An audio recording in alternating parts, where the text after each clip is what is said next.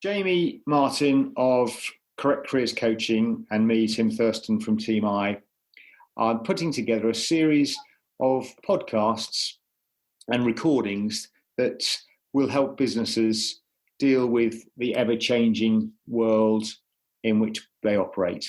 The first topic we're going to discuss is adaptable working. Jamie, what does adaptable working mean to you? Yeah, adaptable working is a key topic of interest, especially at the moment. But to work adaptably is to have the resources and the facilities to be able to do your job when you're not actually in the office. So it will be working from home or remote working or on the move working, and being able to have the technology to still function within the business and do the expectations you need to deliver, but working remotely. And your thoughts on that, Tim? Yeah, certainly that's a big part of it, isn't it? So being able to work in any location at any time is a key to that. And that's driven probably by a couple of things. That's driven by customers' expectations. The world in which we operate now, it's not a 9 to 5 working day, mainly because of technology and our ability to communicate with people outside of that time. And of course, for businesses that have been operating globally, and certainly outside of the UK with different time zones, that's nothing new. So customers' expectations, but also the workforce's expectations. The workforce has changed significantly over the last 20 years. People's expectations are far different. People expect to be able to access information ongoing. And so I think adaptable working is not just about the physical side of working, it's also customers' expectations and also the workforce's expectations. Yeah, and you're right. Global companies or even SMEs, they have had ways of being adaptable when they work, because you'd be going to meetings, so you need to work when you're traveling, or you'd be communicating with on-site, off-site staff. So that there has been resources put in place to be adaptable for employees working in the market that does communicate over larger locations. I think where we are at this moment is that the business can handle that with, say, maybe selected staff or a certain number of employees, but now you're having to do that for all of your employees within a short space of time. Are they ready for that? Very good point. So let's break this down a bit then to help really understand it. So we look at people, we look at processes, and we look at resources. Look at each of those three in turn. So the first thing is people. So what needs to be in place for an organisation's people to be able to work, to adapt their working practices? That really coheres, along the lines of the process. So what do you need to do your job? And that may be different resources for different people. Different levels of personnel or different members within the team will have different functions to do within a job, whether it's to liaise with customers. So do you have the right telecommunications? If it's to do with reporting, do you have the right system software to use at home or remotely? So it will depend on what each person's expectation is, what they need to deliver for the company. So the process side of that. But the main topic being the person, what is it they need? I think, first of all, technology. So that could include anything from even having a laptop or a desktop, shall we say, a PC, a Mac, or your phone. Have you got email access on your phone? Can you access your emails in any of those other resources? Having access to a phone, obviously you need to communicate. And now more than ever in a current society, high technology now, people are using video conferencing. So which video conferencing platform are you using? And when you do decide to use one of them, does it suit the function of what you want it to. For example, is it going to be like a webinar? Is it going to be a conference call with numerous people on it? Or is it just going to be a one-to-one platform?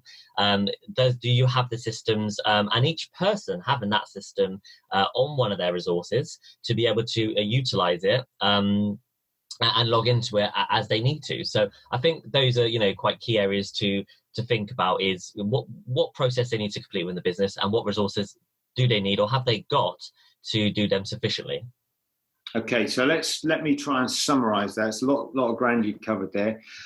So first off, people need complete clarity as to what their role is. Their role will change somewhat. It might be as simple as the location of their role changes. They might become a remote worker, working from home, working in different locations. So they need to have complete clarity in terms of what their role is, and obviously understand why they're doing it to ensure they're engaged. The next point, and this might kind of need to be put in place after the processes are defined, but keeping on the people theme, they need to have the skills to do the task. So they need to be up to date in respect of using the technology they're now going to be asked to use. From what you've said there, people will be using different technology. So that's often an issue in organisations, isn't it? That people are given new technology with the expectation that they'll pick it up quickly or it's intuitive as to how to use it. And sometimes it isn't. And that can cause engagement issues, well-being issues, and also productivity issues, can't it? Yeah, I think it's perfect what you said there. Sometimes there seems to be an expectation that you're given a resource, and you expected to use it without the proper training to use the resource and utilize it effectively, or know all about it is a key topic here. And for example, looking at how people learn, some people are better learning visually or by auditory, or they learn in different ways, different styles, and that's great, I suppose, in a business where you can have that a trainer doing it, or you can have that e-learning platform to be trained on. If you haven't been have those skills developed yet, so being upskilled to use technology, and now we are actually in a remote working situation, is each person going to get the requirement they need to be able to use the technology for adaptable working at this moment? You can do video conferencing, but it might not be the same for some people, because we all perceive things differently and we all learn differently. And even the follow-up process, how are we checking that the individual knows that they do know exactly how to use the technology for adaptable working, and they're comfortable doing it, say, if they are on their own? Absolutely. So I think we've covered the people aspect really, really well there. Let's move on to resources. Before we talk about actual processes, let's talk about materials and equipment that people need. So a big investment for a lot of organisations will be just simply going from desktop computers to tablets, laptops, etc. Because I still know some organisations that have still got those desktop computers. So giving people the right technology, both in terms of hardware and software, is going to be absolutely essential. There's a piece of research that was undertaken by IBM that said that 92% of employees said their engagement was affected by their technology. So if their technology isn't appropriate or it's not working, then it's so frustrating, which we would all experience that at some time. So that's absolutely key, Jamie, isn't it? Yeah, and touch base on what you said. I mean, in an office environment, there may be still desktops around, but they have things like dual screens now, and updated technology, which is great. But a lot of people nowadays, they are remote working. So laptops, Macs, iPads, they are expectations when you join a business to be able to have that investment of technology, to be using that when you are going face-to-face meetings, when you're covering a geographical location. But even along the lines of mobile phones, in recent years, mobile technology is being used 38% more than it was. So people are not only just looking at their emails on their phone, and you need that within the business. if or be given a mobile work phone, depending on the situation. But you may be looking at websites more on your phone. So is your mobile up to date to be able to do those resources and apps? When you look at, say, video conferencing apps on your phone, have you got them installed? Do you know how to use them? So no, I think you're right. I think the investment in technology is absolutely key for all employees, but for them all to have the up-to-date software that is compatible with one another. Absolutely. And so let's move on to processes then, particularly management processes.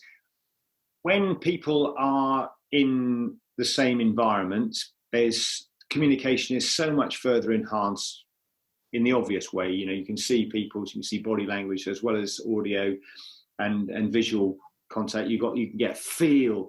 So there's a massive issue around managing and particularly communicating with people when they are remote, and this adaptable working will obviously lead to more of that. So ensuring that your processes are in place in terms of communication. Some of it, the key point I want to make here is that whilst reporting and ensuring that the tasks are completed are probably well thought through, but what I don't think is so well thought through is the softer side of it, the office banter, the office humour, engaging with people on that social level, which is something that is very, very key to people's engagement and enjoyment of their roles. Yes, social engagement, social connection is known globally as probably one of the top three things that individuals are wanting within the workplace, because they are building relationships, they are communicating with one another, and it is very important for that to happen. Now, many individuals who probably haven't remote worked or worked from home, this is going to be a real challenge for them at this point in time, being put out of their comfort zone, and effectively working autonomously, where they may not have had to do that before. They've had someone that they could internally to go to. Yes, you can still communicate by phone and video conferencing, as we've mentioned, but I think you're right. I think there needs to be an embraced way of communicating for adaptable working, especially at the moment. So you mentioned with process, we know what the expectations are for task efficiency and deadlines and structure, but is there a plan in place for constant communication, and trust has to be there between the employee and the manager. It would be impossible for the manager to always contact the employee, and for the employee to always contact the manager likewise. So they would need to know who they can go to, which colleagues they can work with and look towards as well at this point in time. But no, I think you're right. I think it's having accountability is probably what it is needed at this point. For processes, first of all, identifying what needs to be done in a timely manner, what resources are out there, which people they can communicate should they need support with from working autonomously, and and still being able to deliver what they need to do within a business, purely for with regard to customers, stakeholders, and internal in the internal structure as well, at this point in time. Absolutely. And relating back to processes is to involve, as you said, there's stakeholders, but there's some of those stakeholders, of course, are your customers. So understanding what your customers' requirements are, make them aware of the changes that you're making within your organisation, and ensure that they meet their requirements as well. And then as a final point, just to kind of wrap this up together, knowing your people is absolutely essential. When they are in front of you, it's much easier. As things change and organisations have to adapt the way that they're doing, it's still absolutely vital that you know your individuals and you treat those people in the way that they need to be treated to ensure they're engaged, and using technology and adapting your processes to ensure that everybody is engaged is going to be vital to success, isn't it? Yeah, well, to cohere finally with that, again, as I mentioned, with that, everybody has different learning styles.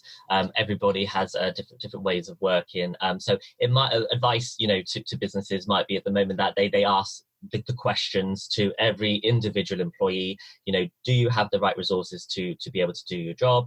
Do you know how to use these resources? When you're doing adaptable working, how would you like the communication plan to be with you and other individuals. And without asking those questions, you won't get the exact answer for every individual to help with this sort of current situation, really, for adaptable working.